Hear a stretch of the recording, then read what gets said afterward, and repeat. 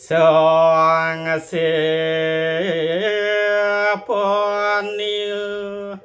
yo tuning wawang ani dia humoripi kita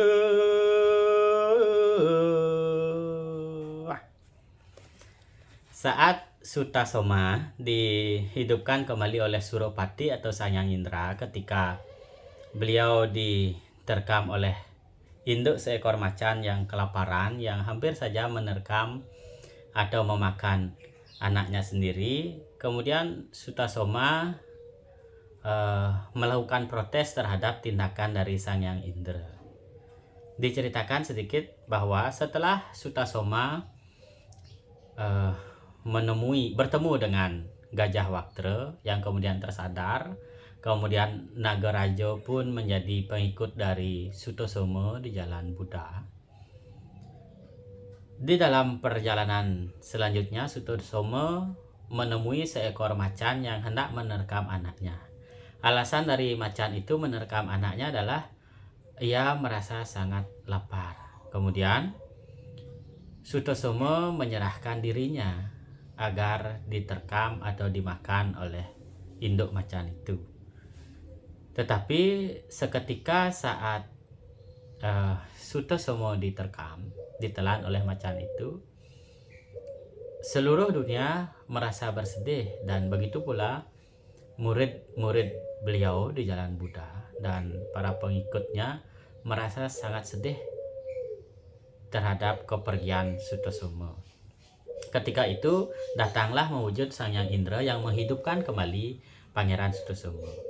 Awalnya Sutasoma sangat tidak berkenan bahwa dirinya dihidupkan kembali karena Sutasoma menyerahkan dirinya sebagai makanan dari induk macan itu adalah sebuah praktik welas asih kepada semua makhluk, karena ketika itu induk macan itu merasa kelaparan. Kemudian ketika Sutasoma memprotes hal itu terhadap Sang Hyang Suropati atau Indra menjelaskan bahwa bukan itulah sebenarnya alasannya menghidupkan Sutasoma kembali. Dang sangking warban cana ngalangi don tehumaluya jina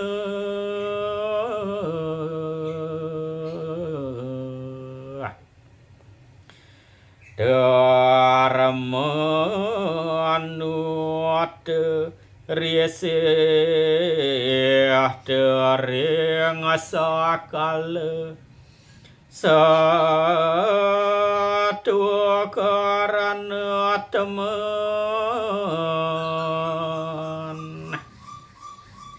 astamajiwaning jagat riat kaning buana arwah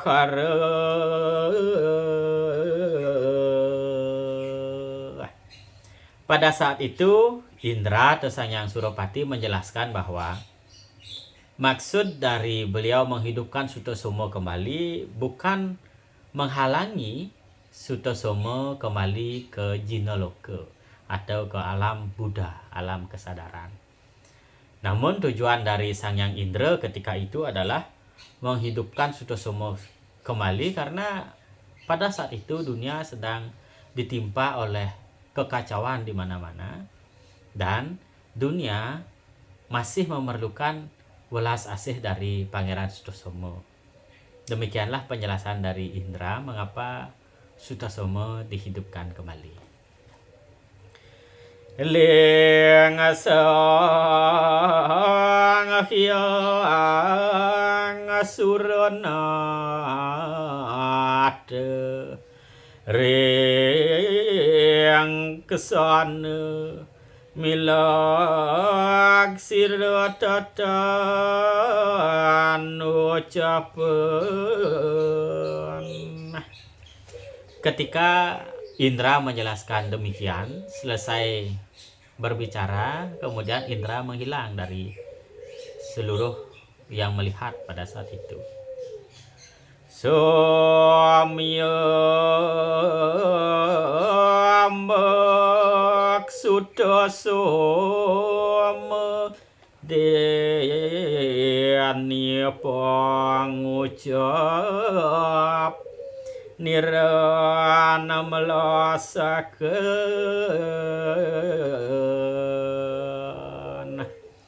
Kemudian tersentuhlah hati Sutasoma mendengar penjelasan dari Sang Hyang Indra ketika itu.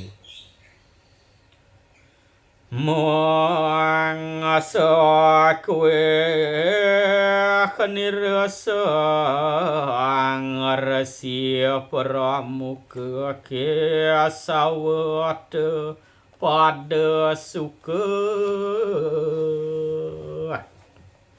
Seluruh barisan para pendeta pada saat itu dan para pengikut dari Sutasoma merasa gembira.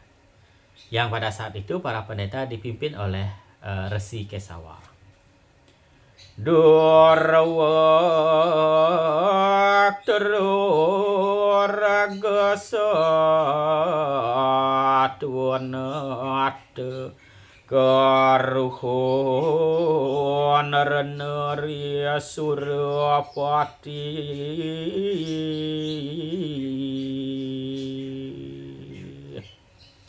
Kemudian Durwaktra atau Gajah Waktra yang sudah tersadarkan dan mengikuti jalan Sutasoma di ajaran Buddha bersama dengan naga raja dan induk dari macan yang kelaparan yang menerkam Sutasoma itu menghaturkan terima kasih kepada Indra karena Sutasoma dihidupkan kembali. Satuan raga tikamul tiwaktera.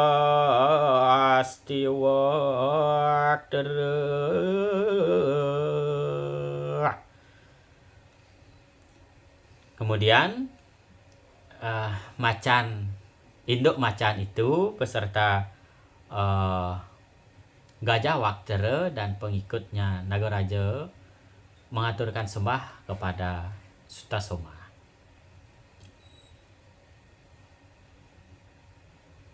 Biak tiang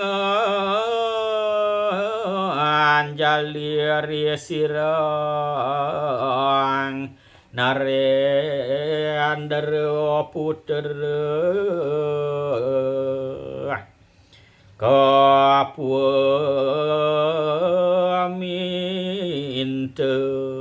winarahing maha padesa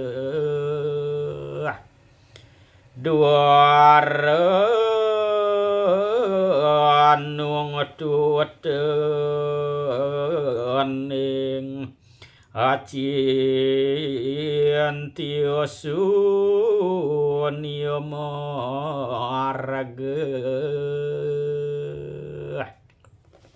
Kemudian yang telah menjadi pengikut dari Pangeran Sutasoma saat itu yaitu Gajah Waktra, kemudian Sang Nagaraja dan induk dari macan itu mengaturkan sembah pada Pangeran Sutasoma dan memohon nasihat mengenai ajaran untuk mencapai sunyata. Nah, di sini pada narasi-narasi berikutnya diceritakan mengenai atau dijelaskan ajaran-ajaran filsafat yang bersifat Buddhis, bersifat kebudayaan yang tentu sangat susah oleh saya memberi terjemahan. Apabila ada kesalahan terjemahan yang Titiang ungkapkan, Titiang mohon permakluman, dan apabila ada perbaikan nantinya Titiang akan memberi terjemahan yang diperbaiki nantinya. Ini adalah proses Titiang belajar bahasa Jawa kuno melalui karya sastra tinggalan dari era Majapahitan, yaitu Sutosomo. Titiang lanjutkan. Apun kowe himana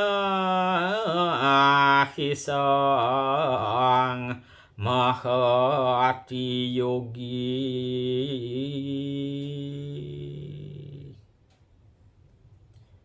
Oleh sebab sangat banyak yang diketahui oleh Sang Mahayogi, wonten nirmala bawa moksaken ginang tuas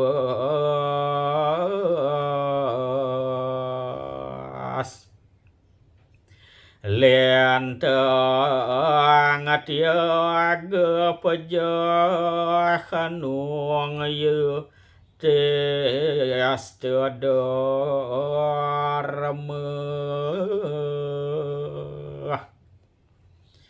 pangalingan rapo suda nastemang kia mulia.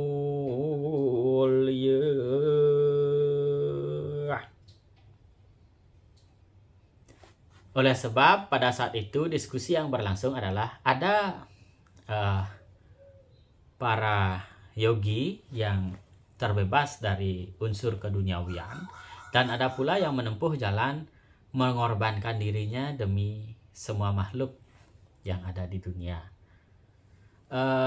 Di sini nampak di pembukaan narasi ini, pembukaan pembicaraan ini, kalau tidak salah ini mencerminkan pandangan Buddhisme atau Buddha dari aliran Theravada dan Mahayana.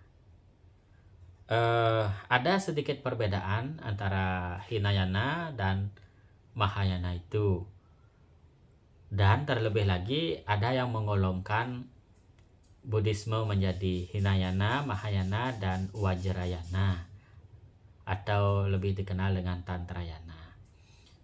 Sutosomo ini apabila dilihat nantinya lebih condong kepada Mahayana, namun di pembukaan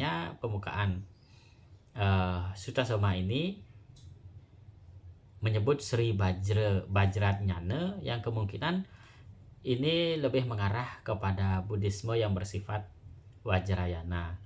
Namun ada yang memberikan pengertian bahwa secara garis besar Buddhisme hanya terbagi menjadi dua, Hinayana dan Mahayana, dan Vajrayana merupakan bagian dari aliran Mahayana tersebut. Nah, hal tersebut belum dapat Titiang jawab secara pasti. Mungkin ada yang berkenan untuk menambahkan, silahkan ditambahkan.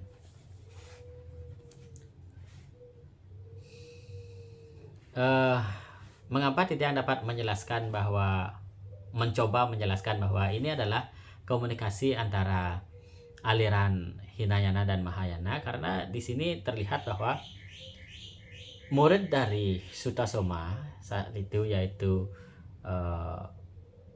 Durwaktra atau Gajah Waktra, kemudian Nagaraja, dan yang terbaru adalah Induk Macan itu menanyakan pada Sutosomo bahwa jalan manakah sebenarnya yang untuk dijalankan mencapai kasunyatan itu, karena dilihatnya ada yang menjalani pembebasan dari segala unsur duniawi, ada juga yang seperti Pangeran Sutosomo yaitu melakoni mengorbankan dirinya untuk kepentingan semua makhluk. Di sini nampak perbedaan antara aliran Buddha, Hinayana dan Mahayana. Hinayana lebih condong kepada pengendalian diri, kemudian mencari keterbebasan diri dari semua ikatan sehingga dapat menyatu kembali ke alam kesadaran. Namun di dalam Mahayana sendiri atau Vajrayana itu justru apa yang di dalam filsafat besar yang disebut dengan moksa itu, penyatuan kembali ke alam kesadaran itu tidak menjadi, justru ditunda terlebih dahulu di pemahaman Wajrayana atau Mahayana, dan aliran ini lebih memilih terlahir kembali untuk menyelamatkan semua makhluk. Begitu kira-kira apabila tidak salah Titiang menjelaskan. Titiang lanjutkan. Sang siap dan luwih kana ngapara adara marga sang keng moksa rihida patik nararya dua bahagia dike pangucap te sadu rengerap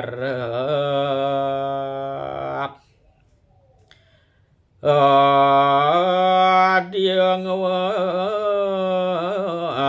majar masa aksi sang resinder.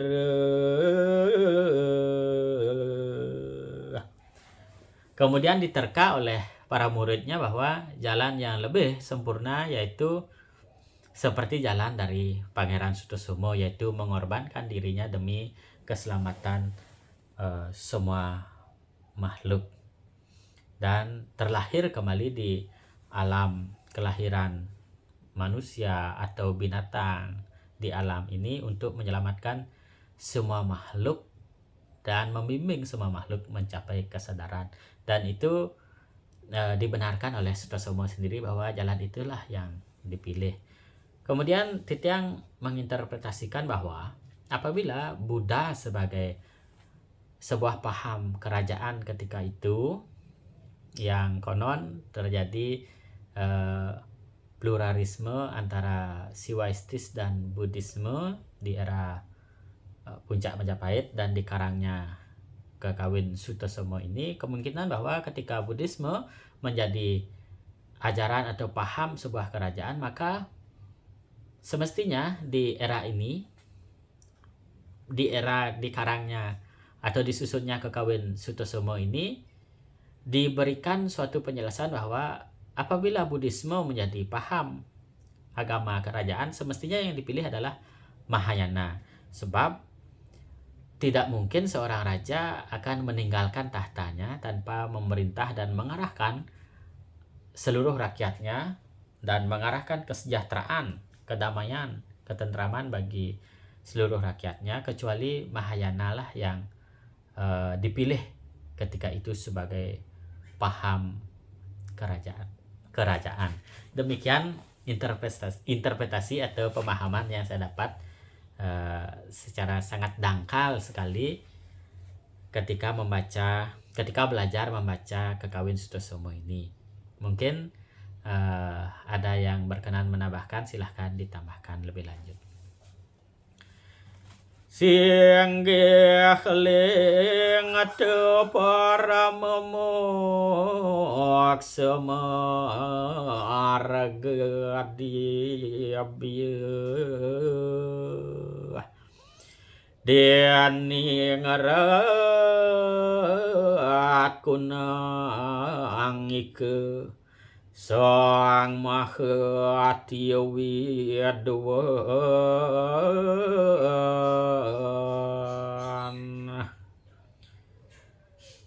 dan moksa angga juga wisesa dharma marga matya sing saparaganing kabodhisatwan. Nah, di sini jelas sekali dijelaskan kembali bahwa Pangeran Sutosomo berkata bahwa pembebasan diri yang disebut dengan moksa itu memang sangat luar biasa sekali. namun menunda untuk mencapai kebebasan atau kesadaran tertinggi, menunda untuk mencapai kebebasan tertinggi itu pun merupakan hal yang sangat wisese, hal yang sangat baik, hal yang sangat utama, sebab itu mengikuti jalan kebodhisatwan atau sifat-sifat bodhisatwa. Ini sekali lagi mencerminkan pilihan paham yang merujuk kepada Mahayana atau Vajrayana, yang dimana bodhisatwa ini menjadi pemahaman penting, aspek pemujaan penting kalau tidak salah, dan aspek-aspek ajaran penting, nilai-nilai yang diikuti menjadi dasar pemahaman dari aliran Mahayana itu, di mana bodhisatwa itu memilih menyelamatkan semua makhluk agar terciptanya kebahagiaan semua makhluk. Yang garis bawahi sedikit bahwa yang dipilih oleh bodhisatwa ini adalah menyelamatkan semua makhluk, memberikan pemahaman kepada semua makhluk ketika ia mendapat suatu pencerahan, dan membagikan, menjelaskan kepada semua makhluk agar makhluk yang lain juga tercerahkan dan mencapai pembebasan. Sehingga bodhisatwa ini menunda kebebasan tertinggi yang biasa dalam ajaran Hindu disebut dengan moksa atau moksa, menunda hal itu demi menyelamatkan semua makhluk. Intinya di jalan bodhisatwa ini tidak mementingkan dirinya sendiri untuk mencapai pembebasan tertinggi, namun menerima kelahiran kembali untuk menyelamatkan semua makhluk. Kening sastra teka pisang wisesa sadu ya dian paleh suka yan para dunia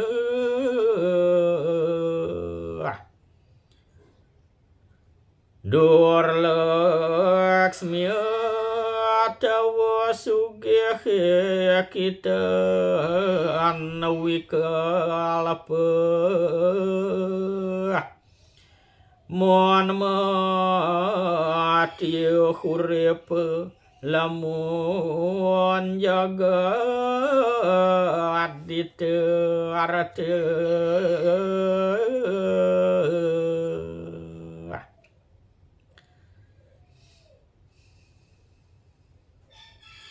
Demikianlah yang dilanjutkan penjelasannya oleh Pangeran Sutosomo adalah seperti itulah intisari pengetahuan ajaran yang utama, yaitu selama tujuannya adalah memberi kebahagiaan kepada semua makhluk, tidak masalah apabila dia dibenci, apabila ia diberikan penderitaan, dan kehidupan dan kematian pun menjadi suatu hal yang biasa olehnya, sebab yang menjadi tujuannya adalah kebahagiaan semua makhluk dan kesejahteraan atau kebahagiaan dunia.